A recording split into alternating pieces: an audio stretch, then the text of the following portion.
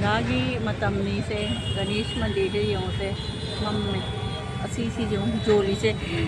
लफू से करीदर लाई यूज हो खंगे लाई थबकता हुजिक हरी अचौब पूजा सुनते दुर्गा पूजा गुम्ब सुनते लक्की पूजा लेना काली पूजा सुगुम सुनते विश्वकर्मा पूजा सु यौद्री मैं सुम जोली से मैं लफू सु जोली सुमाए लफू थरो सु जोली जुबी बड़ी जुबी होले असनी से ने कोई गणेश मंदिर लाए हनुमान मंदिर से चलुरे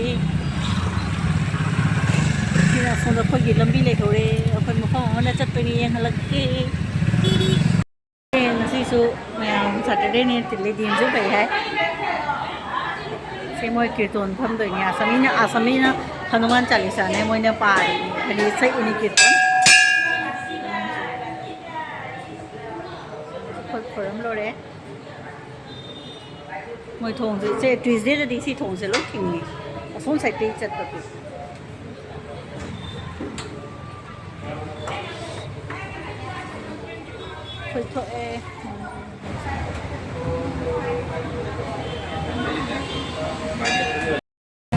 सैटरडे नीना सिगसु सैटरडे मंदिर सिगा मी पुलियो पंडित जी सुखंगे मसक होय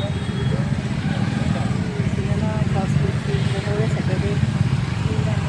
सीरी तो बहुत ही आइडो मैं एकदम हेवी रश है ट्रैफिक जाम मतलब इको को चुनाव उन पन्ना लगे श्री श्री राधा गोविंद मंदिर से लाइट नुंधांगदसु ग्लो लाइट आनी से ग्लो साइन तवदुनी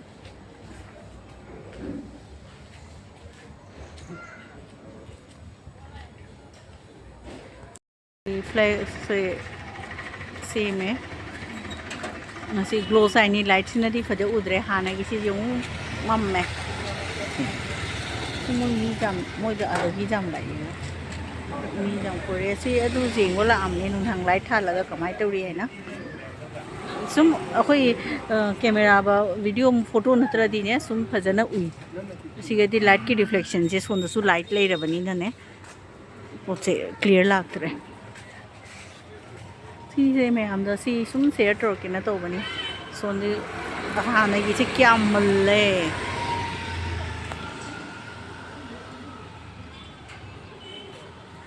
ना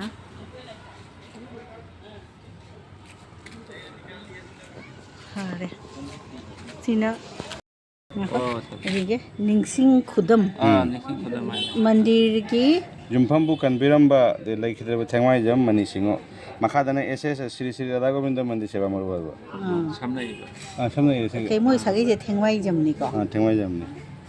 थेंगवाई जम मनी सिंग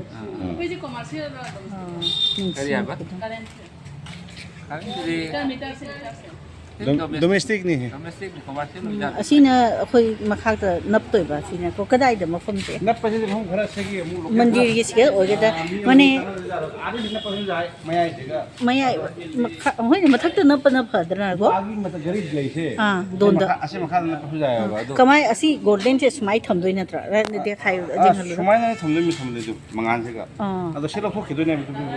ओ से कवर ने बा अच्छा से लो आई लो फो का आई का लो फो खंगे कवर द लो थोगा हक न लेबदो उरनी ना को लो फो के अमु करो तौ जाने बा ना बंदो दा सिरी अया सिन सिगा सुम की काम बजना केनो तो अस माय फो से लो फो से गारे से मन लो तक तो ने बा ओ लो थो रा लो थो नो लो थो कनो सो खायें को नदी कुम मन उनी दुगा फजन नमगे सिदी अहन नौ न पुरकपनी ने फज फिटिंग तौदे तो से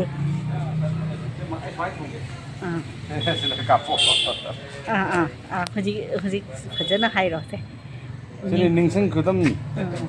मंदिर की जुम्फम्बु कनबिरम्बा लैखिद्रबा थेंगवाई जम मनी सिंह मखासना कोई श्री श्री राधा गोविंद मंदिर से मरो असी माई मेमोरी ने थेट तोयने खोय सिगा हंदी की थेंगमाई जम मनी सिंगा मीना बॉक्सर मनी हायगसु खंगनेयबा मयाम नदी अदो इबददी फजदरेना बॉक्सर मनी है ना अदोनी गुवाहाटी की असी अखोय की केनो से मंदिर की सी लम से माना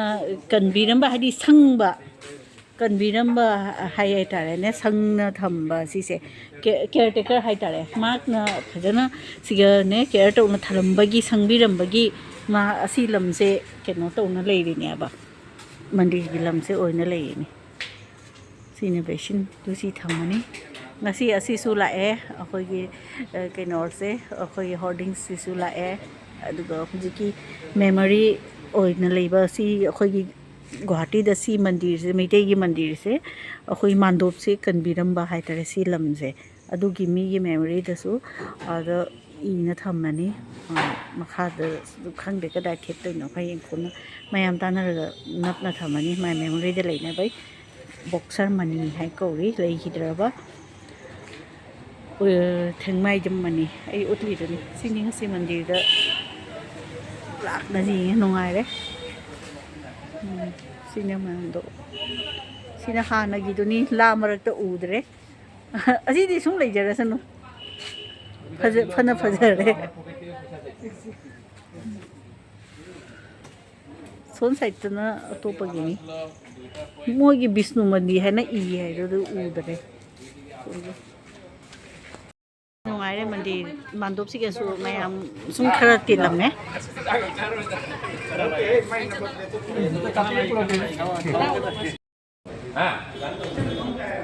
mokshi na mafam jae swai gi mnak se thama na phai aduni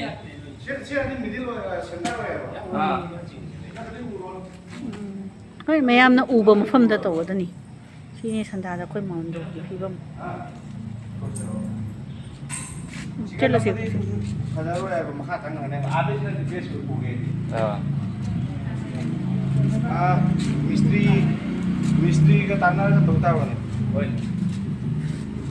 अच्छा ती हमने लो जल्दी सुनो मुझे हजा है रखदरा डेली लाइफ की थबक खाइदो सिगा से गाड़ी थाव हान दगे इने खंजे अदुना सुमाय मी यामना तिनदना भीड़ होदना बगिने इलेक्ट्रिक की सीजन रे मी यामबना ने जे इलेक्ट्रिक की सुलाए हरी मैम सु खंगमनी अथुना चार्ज तो ना चतबा सिना केनिना पेट्रोल का डीजल का ना चप सिगल इंडियन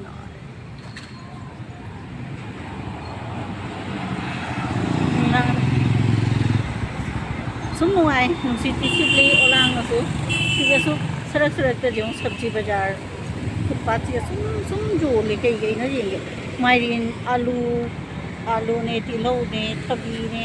स्क्वाश ने नींबू ने पान ने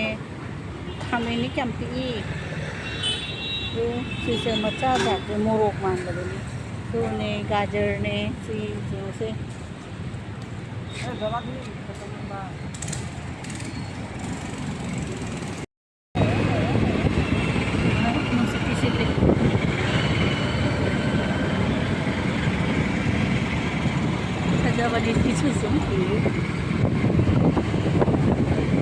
कोचिंग इंस्टीट्यूट का तो लेशन ले सुनो वीडियो बनी ये मैं बाहरी सिटी की खितम का तेने देखा लिया सीरी आई कर city view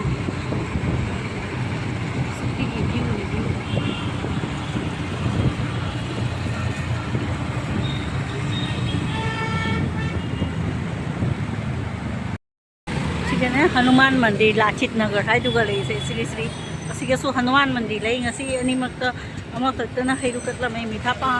alu asi to de video ta hodre si Hanuman मंदिर ne sigasu chaw no to ri sigani hairuk jele hairuk means na kaino ne khir ga khichdi ga aidi khir pa mane na khir cha re samom khe ado khichdi su jo pi aidi pam da ne ai cha dre prasad ani नहीं लोग न मीना चानिंग बतो चावा यानी ऐडी चारे से jelly से जो से मयाम बीरो से ऐडी से पपप तो ना खिचड़ी चाहो रे खीर सोना ना तो खिचड़ी जेली से न खीर रे और अब खीर से न ने जामी मी के नो तो वा चावा जामी सोना खिचड़ी से दा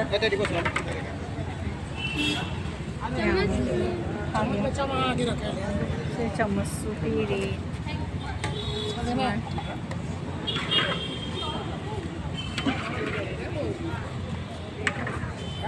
मैं आमला प्रसाद जेले ꯁꯨꯃꯥꯏꯁꯨ ꯄꯨꯅꯩ ꯃꯤꯅ ꯂꯣꯏ ꯁꯥꯅ ꯄꯤꯔꯤꯅꯦ ꯁꯟꯗꯥꯒꯤ ꯁꯤꯗ ꯈꯦꯔꯅꯦ ꯈꯤꯆ꯭ꯔꯤꯅꯦ ꯃꯌꯥꯝ ꯇꯤꯜꯂꯤꯁꯦ ꯌꯧ ꯆꯥꯅꯕꯒꯤ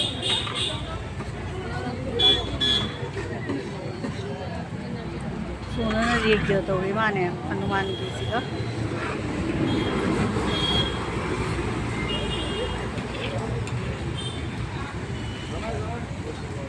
सिने में आम रही वीडियो से चेहन ये तो बनी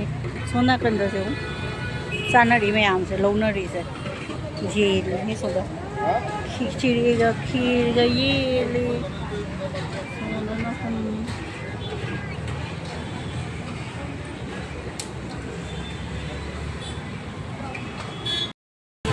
इंतजाम भी नहीं किए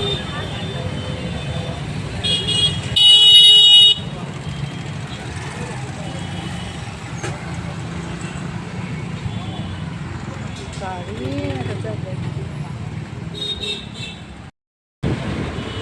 कोई नहीं नसीब भजन कोई रहेगा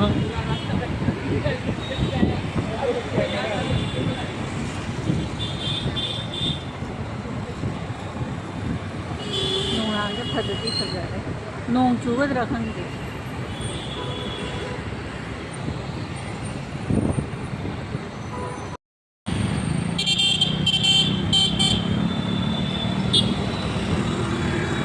ब्रिज की मदद चलाए मक्का गुवाहाटी से होंगे ब्रिज की ब्रिज खतन आए ओवर ब्रिज खतन अदो हजिको कम फुट ब्रिज मो पूजा ममांग तो दोदी माने पूजा फुट ब्रिज मयाम आने सिगे लोय ले ले पूजा चंगु रे मथो ले दर ये चंगु रे लगा संगीत मेरी नवमी सोना गरी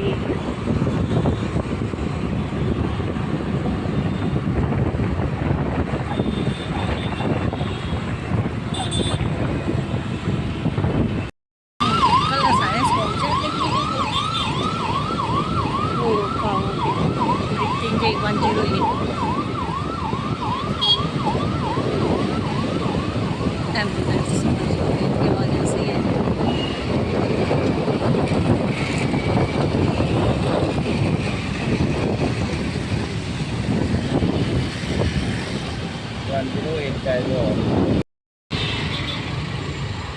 एम्बुलेंस की मीटिंग जाए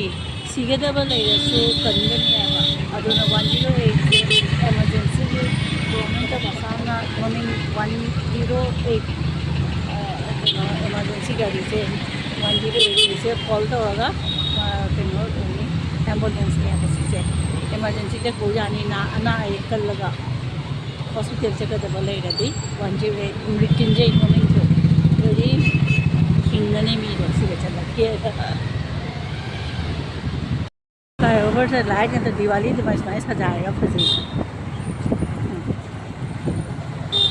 असम गवर्नमेंट से फजना फजी चुम नहीं है तो अगर फ्लाईओवर से लाइट